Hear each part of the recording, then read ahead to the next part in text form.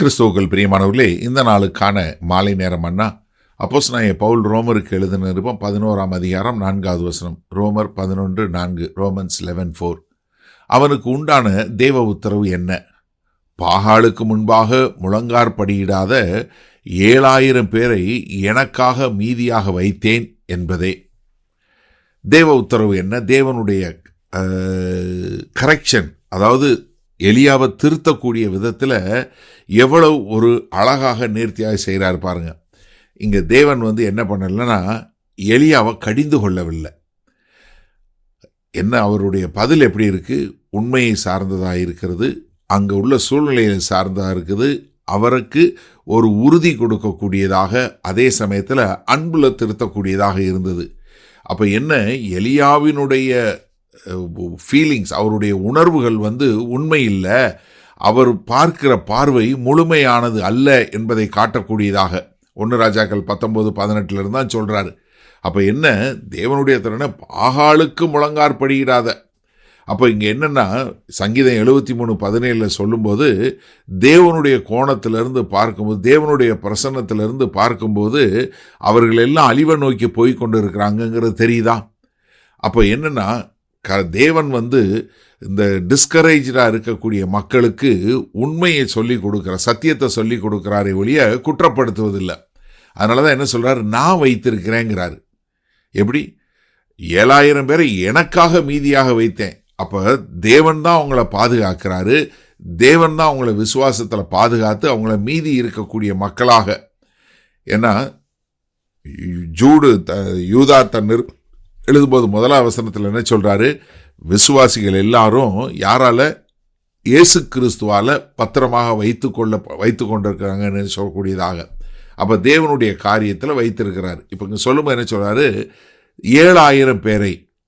அப்போ அந்த 7000ங்கிறது அந்த எலியா காலத்தில் ஒரு அடையாளமாக அங்கே இருந்த மக்களை சொல்லக்கூடியது. ஏன்னா எலியா என்ன நினைச்சாரு, தனியாக இருக்கிறேன்னு. ஆனால் கர்த்தர் என்ன சொல்கிறார், இல்லைப்பா 7000 பேர். 1 ராஜாக்கள் 19:18 ரொம்ப தெளிவாக சொல்கிறாரு, 7000 பேர் என்று சொல்லக்கூடியதாக. அப்போ கர்த்தருடைய காரியம் என்ன வந்திருக்கு, அவர் எப்பொழுதுமே நீங்கள் நினைக்கிறத காட்டிலும் மகா பெரிய காரியத்தை வைத்திருக்கிறார் என்று சொல்லக்கூடியதாக. அது மாத்திரமில்ல, அவங்கெல்லாம் என்ன, பாகாலுக்கு முன்பாக முழங்காற்படியிடாதவர்கள்.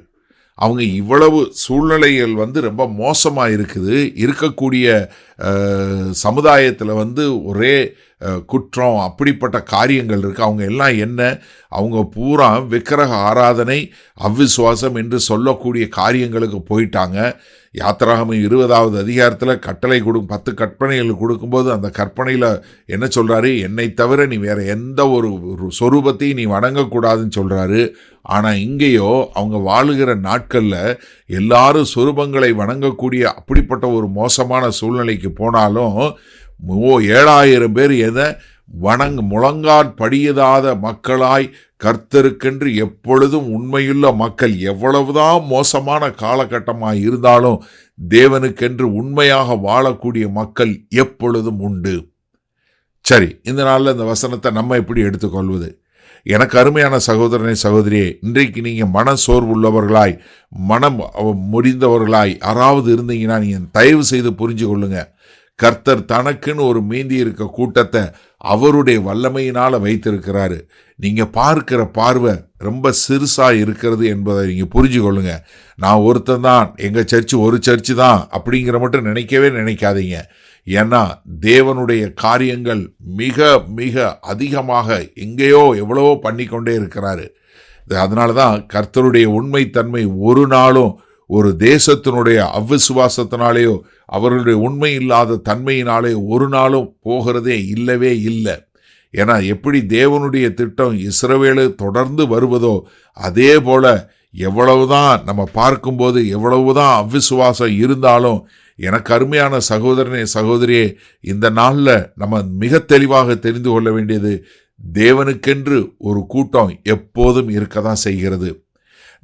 நாங்கள் யூகேயில் இருக்கிறோம், லண்டனில் நாங்கள் பார்க்குறோம். இந்த போன வருஷத்துலேருந்து நாங்கள் இந்த கடந்த ஒரு 4-5 வருடங்களாக எங்கள் தேசத்தில் சபைக்கு வரக்கூடிய கூட்டம் கூடிக்கொண்டே போகிறது. எங்கள் தேசத்தில் சபைக்கு கிறிஸ்தவர் என்று போகக்கூடிய மக்கள் கூட்டம் கூடிக்கிட்டே போகுது. முதல் முறையாக வேத வசனத்தினுடைய பைபிளுடைய சேல்ஸ் கூடிக்கொண்டக்கூடியதாக இருக்கிறது. அதனால் எனக்கு அருமையானவர்களே, நீங்கள் தயவு செய்து தேவனை முழுமையாய் விசுவாசிங்க. இந்த சில நேரங்களில் உங்களுடைய பார்வைக்கு தெரியாமல் இருக்கலாம். எலியா மக்களுடைய துரோகத்தை, விசுவாச துரோகத்தை பார்த்தாரு. ஆனால் தேவனோ முழங்கால் படியிடாத உண்மையாய் வாழக்கூடிய 7000 பேரை பார்த்தாரு. அதனால உங்களுடைய பார்வை எங்க இருக்குன்னு பாருங்க. பலபிதாவே, இந்த அருமையான நல்ல நாளுக்காய் நன்றி. இது அந்த செய்தியை கேட்டுக்கொண்டு இருக்கிற ஒவ்வொருவரும் எலியா போல தங்களுடைய பார்வையை வைக்காம தேவனை போல உண்மையாய் உள்ள தேவனுக்கென்று வாழுகிற ஜனங்களை பார்த்து உம்முடைய அந்த உண்மை தன்மையில் அவர்கள் முழுமையாய் கற்றுக்கொண்டு வாழ எங்கள் தேவன் கிருபை பாராட்ட வேண்டுமாய் இயேசு கிறிஸ்துவின் மூலம் ஜெபிக்கிறோம் வல்ல பிதாவே, ஆமேன். கர்த்தர் உங்களை ஆசீர்வதிப்பாராக. நாம் நாளை காலை தினசரி தியானத்தில் சந்திப்போம்.